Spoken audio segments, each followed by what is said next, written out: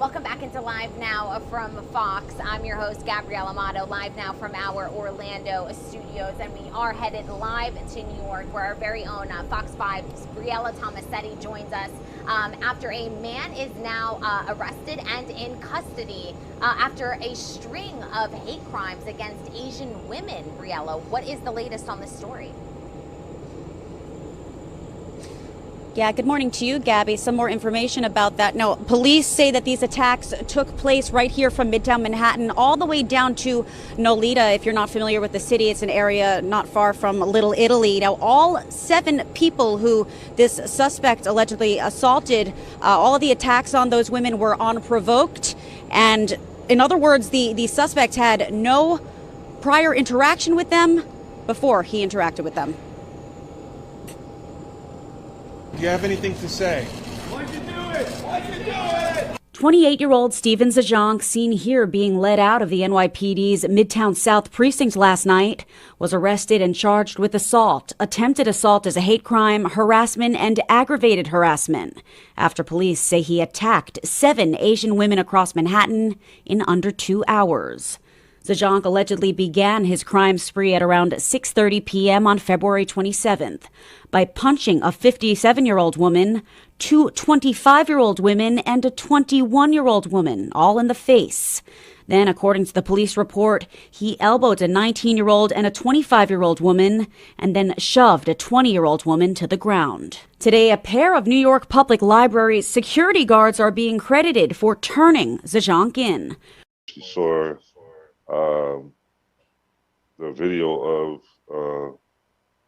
the news cast this morning on Fox 5. Rashonda Williams saw this Crime Stopper surveillance video on Good Day New York yesterday morning and told her Lieutenant Elmira Cephas she believed the person police were looking for was a regular at their library in Midtown. I went into my office and reviewed the video myself and confirmed that, yeah, it did look like someone that comes to our building regularly. Cephas, who has been working at the library for more than 2 decades, waited for Zajonc to show up and then followed him up to the 7th floor bathroom. That's when he called 911. They came and we went up, knocked on the door. He came out and they arrested him. Zajonc's arrest comes amid a crime wave against Asian Americans. Last month, 35-year-old Christina Yuna Lee was killed after a homeless man followed her into her own apartment and stabbed her repeatedly. And in January, 40-year-old Michelle Alyssa Go was fatally shoved in front of a moving train at the Times Square station. Although police haven't classified these attacks as hate crimes, Assemblymember Ron Kim is calling on the city and the state to do more to protect Asian Americans. A voucher taxi program for people who feel unsafe, that don't want to take public transportation. Number 2, an expansion of paratransit system for vulnerable older adults. And number 3, a companion security system. Briella Tomasetti, Good Day New York.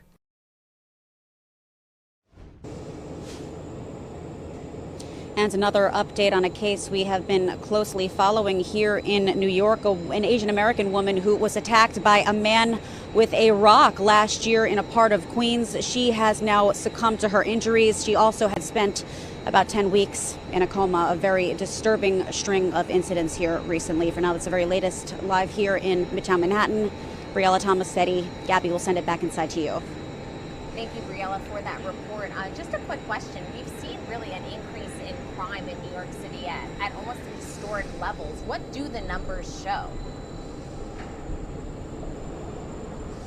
Right. Yeah, Gabby, that's a good question. So according to a recent NYPD report, 131 Asian American incidents were confirmed in 2021. Now, that is a massive jump compared to the 27 incidents that were reported back in 2020, and then compared to the single incident that was reported in 2019. So unfortunately, it seems that the trend is continuing in the wrong direction. Thank you very much for the information. I'm sure we'll be touching base later on in the week as this case unfolds. And unfortunately, as crime continues to surge in New York City, have a great day and stay safe. And that was